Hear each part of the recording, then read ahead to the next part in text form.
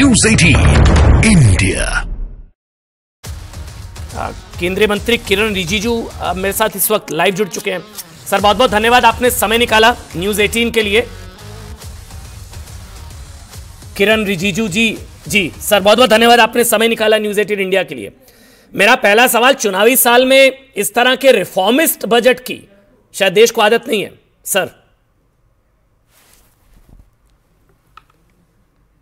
देखिए, आप सब मालूम है मोदी जी चुनाव जीतने के लिए वैसे घोषणा करके सिर्फ चुनावी वर्ष है इसलिए बजट को उसी दृष्टि से पेश करना है, ऐसा में विश्वास नहीं रखते हैं।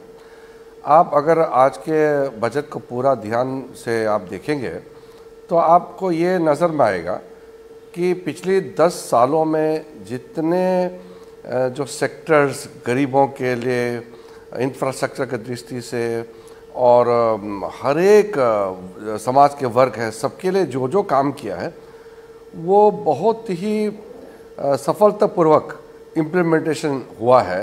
तो उसको और गति देने के लिए क्या क्या आवश्यकता है, कौन कौन स्कीम्स, कौन कौन कार्यक्रम को और बल दे करके आगे ले जाना है, उसका आज इंटरिम बजट में चर्चा हुई।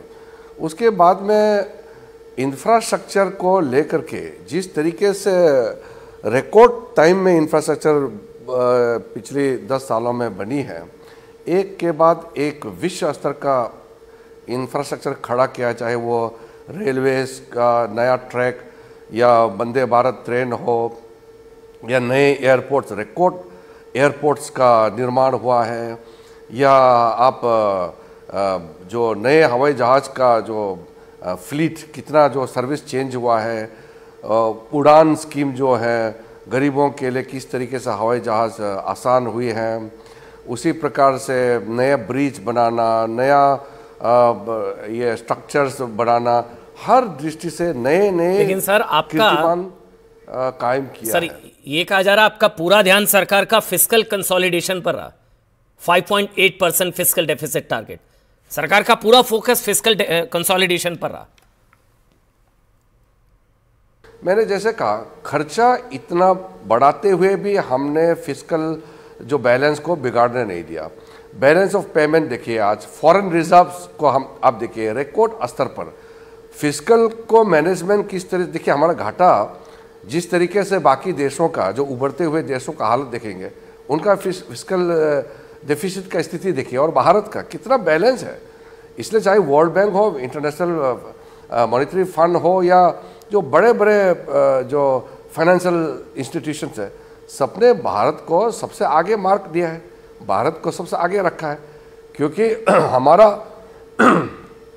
खर्चा बढ़ते हुए भी हमारा जो क्रेडिट या हमारा जो इकोनॉमिक बैलेंस है उसमें बिगड़ा नहीं है। तो इसमें तो आप देखिए, चुनावी वर्ष में हम अगर चाहे तो बहुत कुछ कह सकते थे, लेकिन कितना खूबसूरत से आज का बजट पेश किया गया है। सर कह सकते थे, उम्मीद भी इसलिए इसी बार यही थी, टैक्सेशन में कोई रिलीफ नहीं, direct taxes, indirect taxes, middle class कोई रिलीफ नहीं, सैलरीड क्लास को। आप एक मिडिल क्लास के हैं, आपका पिछले 5-6 सालों में इनकम कितना बढ़ गई है? 1 रुपया का एक्स्ट्रा बर्डन किसी को, कोई मिडिल क्लास के ऊपर में बर्डन नहीं दिया। इतना बड़ा जो राहत है वो कौन दे सकते हैं, जो सरकार अच्छा चला सकता है? आप किसी को मिडिल क्लास को पूछिए, आज 7 लाख रुपया तक आपको कुछ टैक्स भरना नहीं है, आपका इनकम बढ़ गई, आपको टैक्स नहीं देना है। तो ऐसा माहौल जो है वो बहुत कम राष्ट्रों को ऐसा माहौल प्राप्त करते हैं।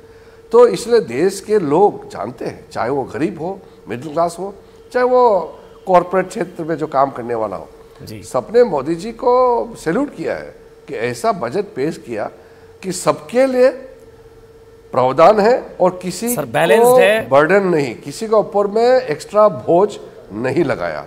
तो इतना बैलेंस बजट जो आज फाइनेंस मिनिस्टर ने पेश किया है, उसका सराहना सिर्फ भारत के लोग ही नहीं, विश्व भर के लोग भी धीरे धीरे इस्तेमाल कर रहे हैं। कमेंट्स आने लग गया है सर कि इतना अच्छा बढ़िया बजट दिया है, और इसी के चलते सॉलिड फाउंडेशन एक न्यू रख दिया है कि जो 10 साल का काम है उसी को आगे ले जाते हुए अगले 2-3 साल के अंदर में $5 ट्रिलियन इकोनॉमी बनाते हुए अगले 25 साल में आत्मनिर्भर भारत 2037 तक भारत को एक संपूर्ण रूप से विकसित राष्ट्र बनाने का नींव आप पूरी तरह से आज के बजट में साफ बैलेंस्ड है। और ये भरोसा आपको कैसे कि जुलाई में भी आप ही लोग पेश करेंगे बजट, मतलब जुलाई में भी पूर्ण बजट आप ही लोग पेश करेंगे, भरोसे वाला ये इस चीज पर कैसे इतना भरोसा है? तो आज तो वित्त मंत्री निर्मला जी ने तो कह ही दिया कि जुलाई महीने में सरकार बनने के बाद जब फुल फ्लेज बजट देंगे उसमें आज के जो कार्यक्रम है उसको एक्सपांड करेंगे। आज जितना जो अंतरिम बजट है तो अंतरिम बजट में जो रूपरेखा किया है उसको एक्सपांड करेंगे फुल बजट में, और वो बजट मोदी जी के नेतृत्व में ही बजट देंगे। ये देशवासियों का भरोसा है। देशवासियों ने मोदी जी के नेतृत्व को पूरा इसको सर्टिफिकेट दे दिया कि यही चलाना है, देश को आगे कोई ले जा सकता है तो मोदी जी ही ले सकता है। तो जुलाई महीने में मोदी जी के नेतृत्व में ही बजट पेश होंगे, तो उसका सबको इंतज़ार है। मैं इसलिए आपसे बार बार सवाल पूछा था, बैलेंस्ड है और भरोसे वाला भी है। बहुत बहुत धन्यवाद आपका सर, आपने समय निकाला न्यूज़ 18 इंडिया से बातचीत की। बहुत बहुत धन्यवाद किरण रिजिजू।